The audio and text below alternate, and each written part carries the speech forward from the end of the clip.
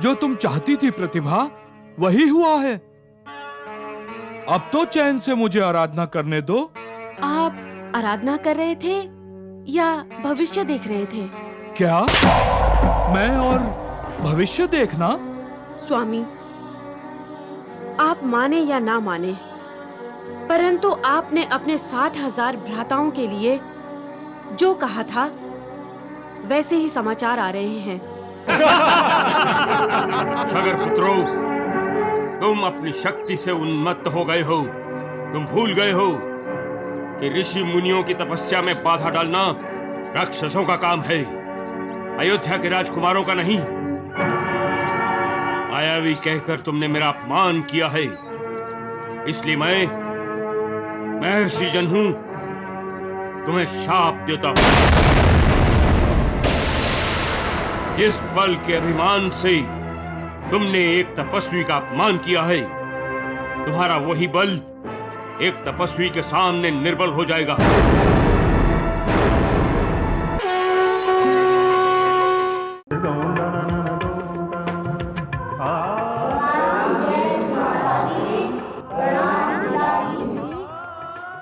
आयुष्मान भव।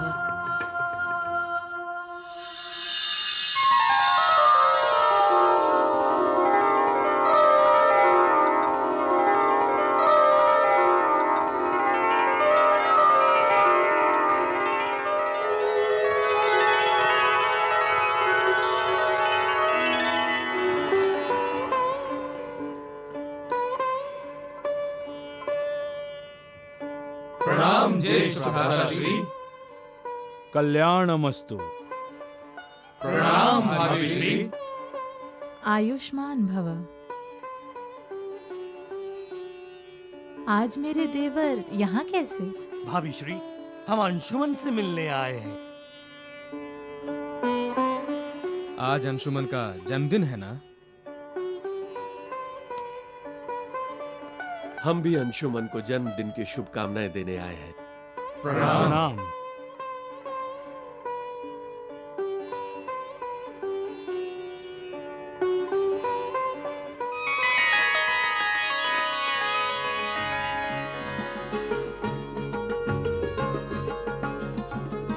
जन्मदिन की शुभकामनाएं अंशुमन।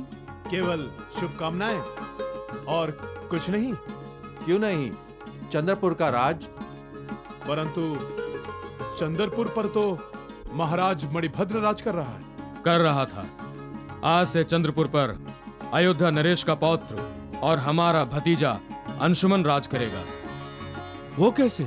ज्येष्ठ भ्राताश्री, अंशुमन के जन्मदिन पर आज हम चंद्रपुर का राज्य अंशुमन को भेंट में देंगे। परंतु भेंट वो दी जाती है जो अपने पास हो। तो हो जाएगा पिताश्री, आज ही हम चंद्रपुर जीत लेंगे। चलो अंशुमन।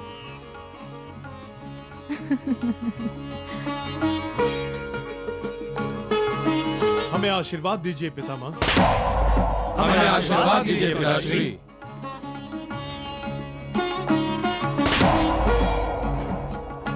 विजयी भव।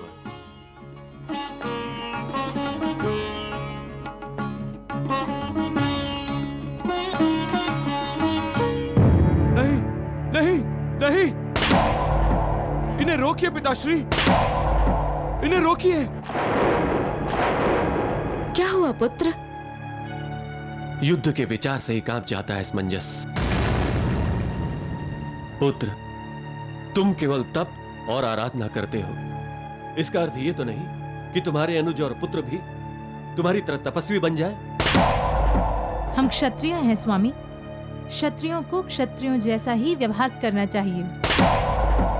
उनका आत्मविश्वास तुमने देखा पुत्र?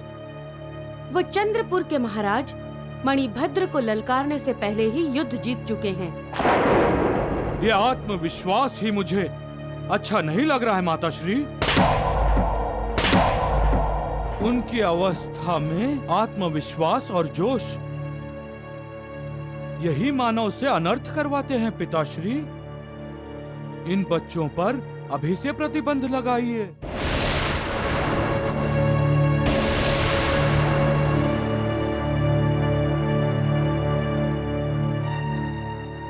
इसकी बातें सचमुच समझ से बाहर होती हैं हमारे लिए। कभी कभी बहुत गुड़ बातें करता है। नारायण नारायण नारायण। देवऋषि, असमंजस एक महान योगी है, एक महान आत्मा है। अपने योग सामर्थ्य से उसे भविष्य में झांकने की शक्ति प्राप्त है। तो क्या चंद्रपुर के साथ युद्ध करने में उसे कुछ? हाँ देवऋषि, असमंजस को उस युद्ध में अनर्थ होता दिखाई दिया। नारायण नारायण। सुमति के पुत्रों को अहंकार हुआ है देवऋषि। असमंजस ये जानता है कि अहंकारी मनुष्य कभी भी उन्मत्त हो जाने के पश्चात वो अपना विवेक खो देता है, और अविवेकी मनुष्य सदा अनर्थ को ही निमंत्रण देता है। यही बात असमंजस सगर को बताना चाहता था। हे महादेव, एक बात मेरी समझ से बाहर है। निसंदेह असमंजस महान योगी है, तपस्वी है और माया मोह के चक्र से दूर है। फिर भी वो अपने भाइयों के लिए इतना बेचैन क्यों है? उसके लिए तो सब संबंध, सब नाते मोह माया है। देवी, कोई भी महान आत्मा जब पृथ्वी पर जन्म लेने के पश्चात शरीर धारण करती है तो शरीर के साथ जुड़े गुण दोषों को भी उसे स्वीकार करना पड़ता है। शरीर ही तो मनुष्य की पहचान होती है और शरीर से ही सारे संबंध जुड़े होते हैं। महेश्वरी, शरीर स्वयं एक भूल भुलैया है।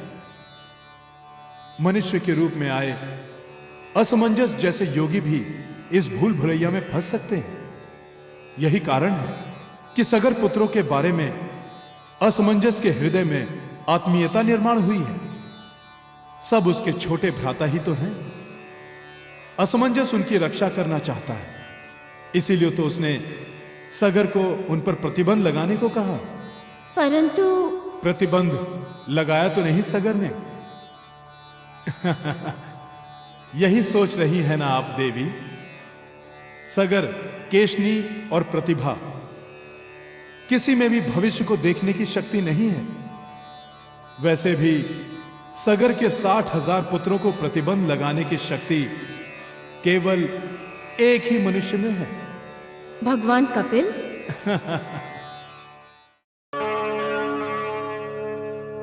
स्वामी प्रणाम।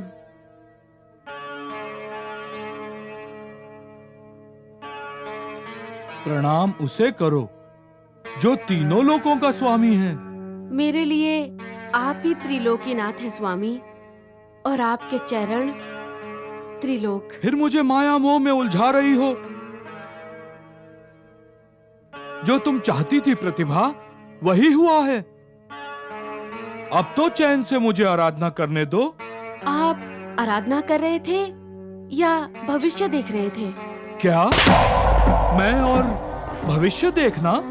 स्वामी, आप माने या ना माने, परंतु आपने अपने 60,000 भ्राताओं के लिए जो कहा था वैसे ही समाचार आ रहे हैं। आपने कहा था राजपुत्रों को ना जाने दीजिए, उन्हें रोकिए, नहीं तो अनर्थ हो जाएगा। कैसा अनर्थ? मैंने कब ये बात की? और फिर जब भी मैं कुछ बोलता हूं तो उसका कोई अर्थ नहीं होता। अर्थ और अनर्थ का अंतर मैं समझती हूँ, परंतु मेरे 60,000 देवरों से कौन सा अनर्थ होने वाला है वो जानना चाहती हूँ मैं।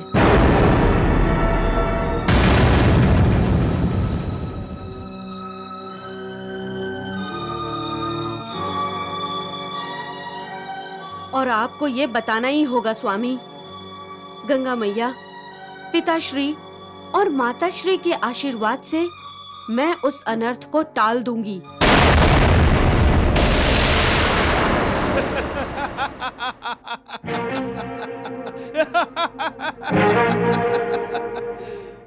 मनुष्य हो सकता है बहुत कुछ टाल दे,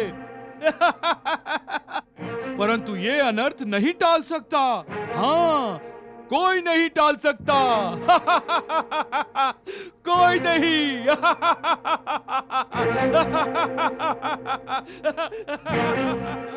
ऐसा क्या अनर्थ है जो कोई मनुष्य टाल नहीं सकता? मृत्यु? तो क्या मेरे 60,000 देवर?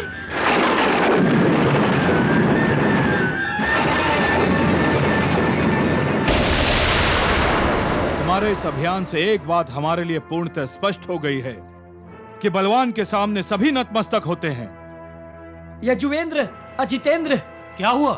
क्यों चिल्ला रहे हो शांतनु? हमें यहाँ से जाना होगा। क्यों? निकट ही जंगल में एक ऋषि तपस्या कर रहा है। तो क्या उसकी तपस्या से डरकर हम अपने पड़ाव का स्थान बदलेंगे? कभी नहीं। हम उस ऋषि को इस जंगल से भगा देते हैं।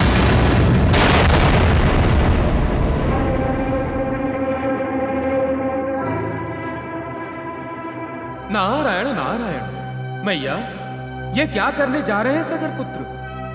वो जानते नहीं कि जंगल में महर्षि जनू तप कर रहे हैं? कहीं सगर पुत्रों ने महर्षि जनू का अपमान कर दिया तो अनर्थ हो जाएगा मैया। होनी को कौन प्रतिबंध लगा सकता है देवऋषि?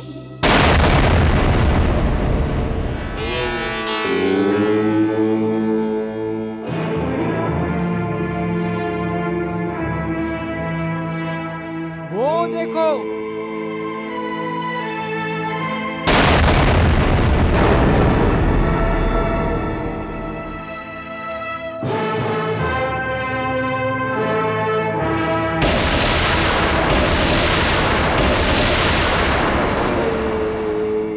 तो ये है वो ऋषि।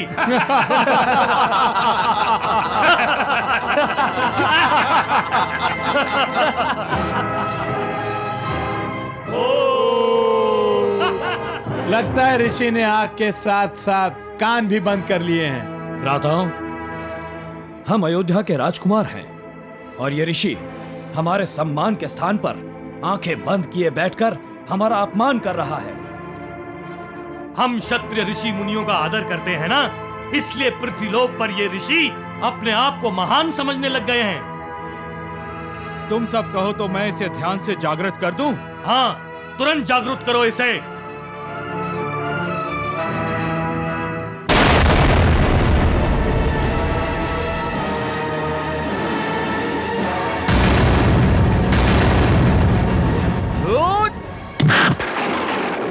मैया, सगर पुत्रों का ये दुस्साहस देखकर तो मैं भी भयग्रस्त हो गया हूं। नारायण नारायण। ये ऋषि नहीं, पर्वत से टूटा हुआ कोई टुकड़ा है जो गदा का प्रहार सहन कर रहा है। तो फिर इस पत्थर को उठाकर फेंक देते हैं।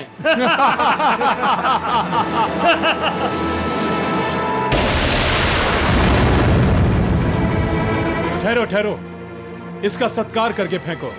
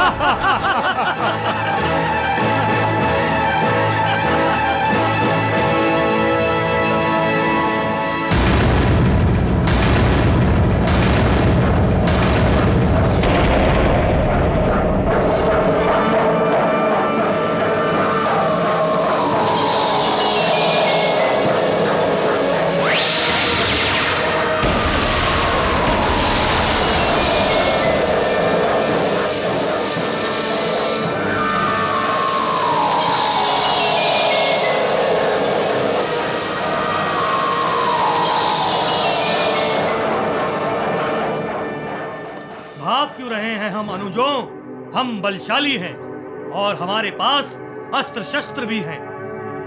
हम इस अग्नि अस्त्र का विनाश कर सकते हैं। अच्छा अच्छा, तो तुम मायावी हो। अपनी माया से हमें डराना चाहते हो? परंतु हम उनमें से नहीं जो माया से भयभीत हो जाएं। उल्टा हमें देखकर सब भयभीत होते हैं। हे मायावी, हमारी शक्ति से पूरी पृथ्वी कांप उठती है। मायावी युद्ध हम भी कर सकते हैं। मैया, सगर पुत्रों का ये दुस्साहस! नारायण नारायण नारायण। सागर पुत्रों, तुम अपनी शक्ति से उन्मत्त हो गए हो। तुम भूल गए हो कि ऋषि मुनियों की तपस्या में बाधा डालना राक्षसों का काम है, अयोध्या के राजकुमारों का नहीं। मायावी कहकर तुमने मेरा अपमान किया है, इसलिए मैं महर्षि जनहू तुम्हें शाप देता हूं। जिस बल के अभिमान से तुमने एक तपस्वी का अपमान किया है, तुम्हारा वही बल एक तपस्वी के सामने निर्बल हो जाएगा और तुम्हारा शीघ्रातिशीघ्र पतन होगा। मृत सर्प डाला है ना मेरे गले में, तुम सबको काल सर्प डसेगा, वो भी शीघ्र। तुम्हारा पतन निश्चित है सगर पुत्रों। हमें काल सर्प डसेगा। हमारा शीघ्र पतन होगा।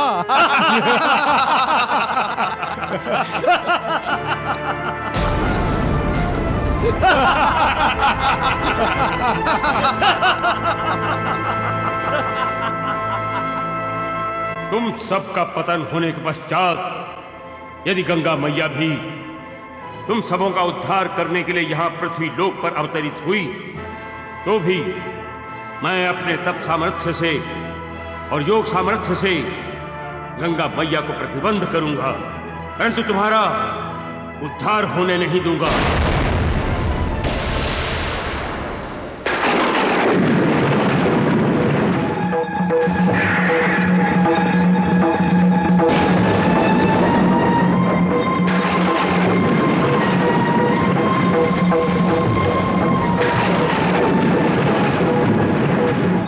नारायण नारायण।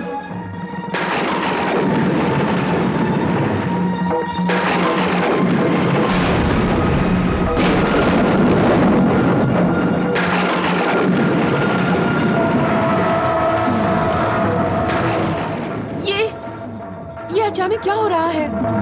ऐसा लग रहा है जैसे प्रलय आने वाली है।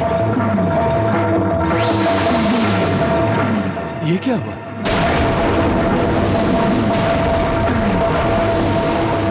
ये तो अपशगुन है। ये तो शुभ शगुन है महारानी।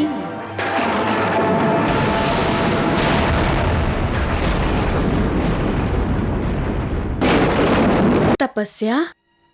हाँ देवी, तपस्या करके ही गंगा देवी को पृथ्वी लोक पर लाना होगा।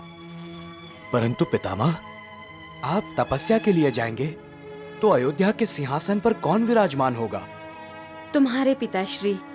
मैं नहीं माताश्री, राजसभा ने मुझे अयोध्या का उत्तराधिकारी मानने से इनकार किया है। अब स्थिति बदल गई है पुत्र, और ऐसी स्थिति में राज्यसभा इनकार नहीं करेगी। परंतु मैं इनकार कर रहा हूं। लेकिन क्यों? तुम मुझे प्रश्न कर रहे हो?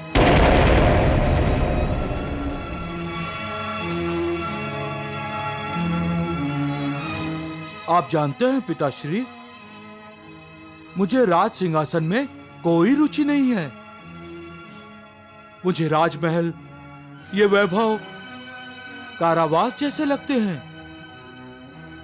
मुझे सिंहासन नहीं, प्रभु का परम धाम चाहिए।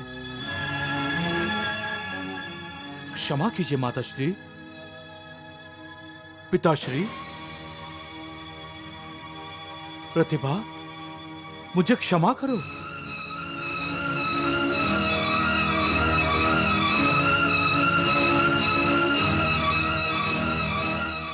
पिताश्री ने क्षमा क्यों मांगी?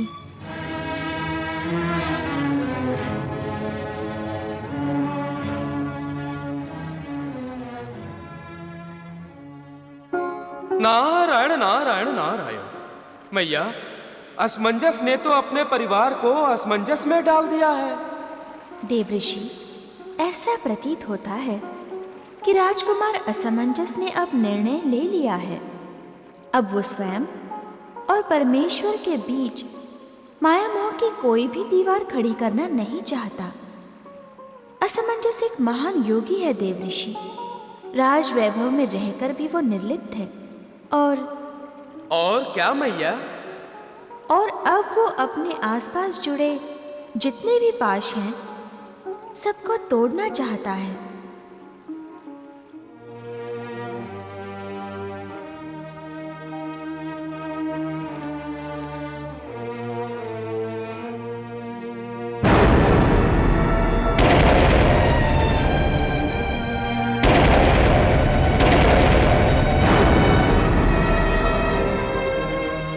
पुत्र असमंजस, ये वेश?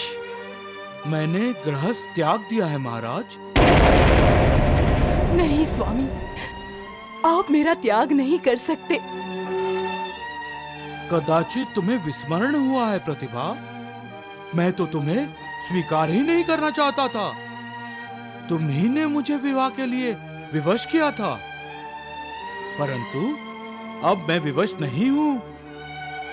गृहस्थ आश्रम के सारे कर्तव्य पूरे करके मैं अब तपस्या करने जा रहा हूँ। किसकी अनुमति से पुत्र? जिस माता ने तुम्हें 9 महीने अपने गर्भ में पाला, उसकी अनुमति की भी आवश्यकता नहीं समझी तुमने पुत्र? मुझे परमात्मा की अनुमति मिल गई है महारानी जी। अब वो ही मेरे माता पिता हैं। परंतु पुत्र असमंजस, क्षमा चाहता हूँ महाराज। मैं आपको विनती करता हूँ, मुझ पर प्रतिबंध ना लगाइए। अब मैं सारे बंधन तोड़कर जा रहा हूँ।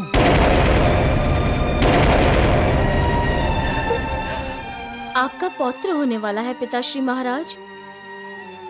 क्या आप उसके दर्शन करना नहीं चाहेंगे? मुझे अब सिर्फ प्रभु दर्शन चाहिए राजकुमार। अब मैं किसी भी प्रकार के माया मोह में फंसना नहीं चाहता। हमारी दशा पर तुम्हें दया नहीं आती पुत्र? हमने अभी अभी 60,000 पुत्रों को गवाया है। अब तुम भी हमें छोड़ जाओगे पुत्र? महाराज, हर किसी को ये संसार छोड़कर जाना है। मैं तो केवल राजमहल छोड़कर जा रहा हूँ। स्वामी, हमारा तो जन्म जन्म का बंधन है। मैं संसार का हर बंधन इसी जन्म में तोड़कर जा रहा हूं प्रतिभा।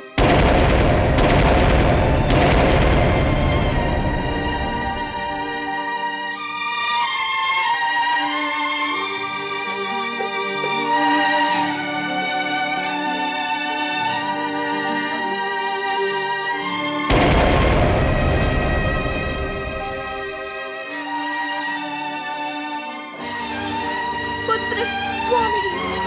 पिताश्री,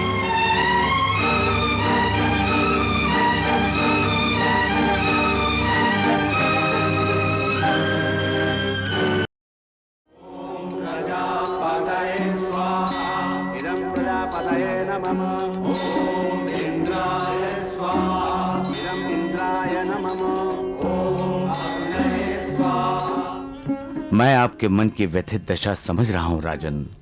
ये यज्ञ गंगा मैया के शीघ्र अवतरण के लिए ही हो रहा है।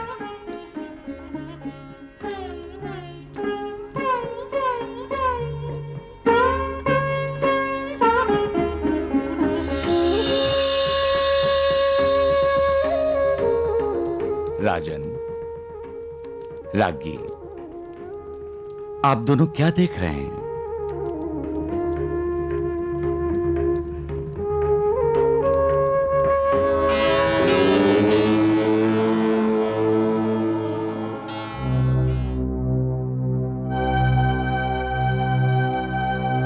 महर्षि, हम भगवान कपिल मुनि को देख रहे हैं। वो तपस्या कर रहे हैं।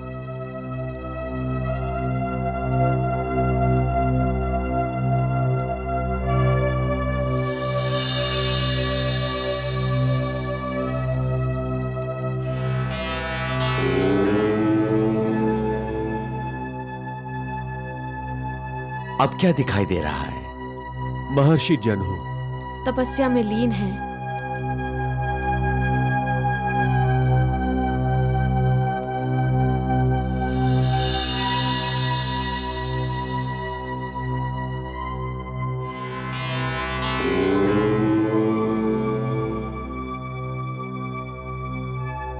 पुत्र असमंजस है गुरुदेव। वो भी तपस्या में लीन है महर्षि।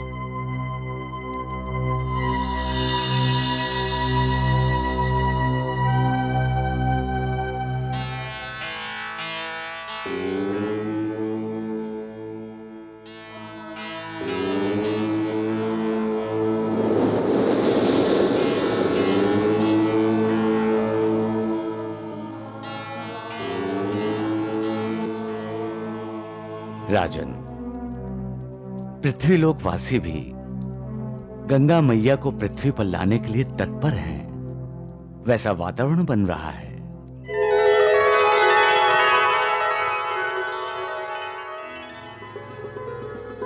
गंगा अवतरण कोई साधारण बात नहीं है राजन। पतित पावनी, पाप ताप शाप नाशिनी गंगा मैया के लिए वातावरण भी पवित्र होना चाहिए। इसीलिए सभी तरफ ऋषियों ने, मुनियों ने तपस्या आरंभ कर दी है। स्थान स्थान पर यज्ञ किए जा रहे हैं। कितना तप हो रहा है, देखा तुमने? और तुम्हें अपने 60,000 पुत्रों का मोह हो रहा है। ये मत भूलो राजन, गंगा मैया के पृथ्वी लोक पर अवतरित होते ही तुम्हारे 60,000 पुत्रों को तत्काल मुक्ति मिल जाएगी। परंतु उसके लिए गंगा अवतरण परम आवश्यक है। तुम्हारा पुत्र एक महान योगी है राजन, और उसने सर्व संग परित्याग करके तुम्हें राजपाट त्यागने का संकेत किया है। जिस प्रकार असमंजस ने अपने पौत्र का मोह त्याग दिया, उसी प्रकार उसने तुम्हें भी अपने प्रपौत्र का मोह त्यागने का संकेत किया है। अपने 60,000 भ्राताओं की अकाल मृत्यु के बारे में असमंजस ने तुम्हें कई बार संकेत किए थे, तुम नहीं समझे। परंतु अब उसका संकेत समझ जाओ राजन। सूर्यदेव ने तो तुम्हें स्पष्ट शब्दों में तपस्या करने के लिए कहा है, फिर तुम किसकी प्रतीक्षा कर रहे हो? हम जाएंगे महर्षि, हम तपस्या के लिए जाएंगे। गुरुदेव, पौत्र अंशुमन का राज्याभिषेक करने के लिए मुझे आज्ञा दीजिए। आज्ञा है।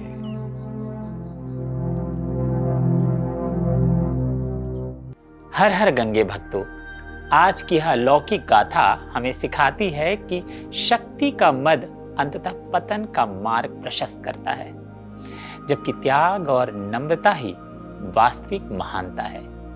जहां एक ओर महर्षि वशिष्ठ के तपोबल से जन्मे राजा सगर के 60 सहस्त्र पुत्रों ने अहंकारवश मर्यादा खोकर महर्षि जन्हू का कोप झेला, वहीं दूसरी तरफ राजकुमार अंशुमान ने राजलोक से परे रहकर धर्म का अनूप आदर्श स्थापित किया।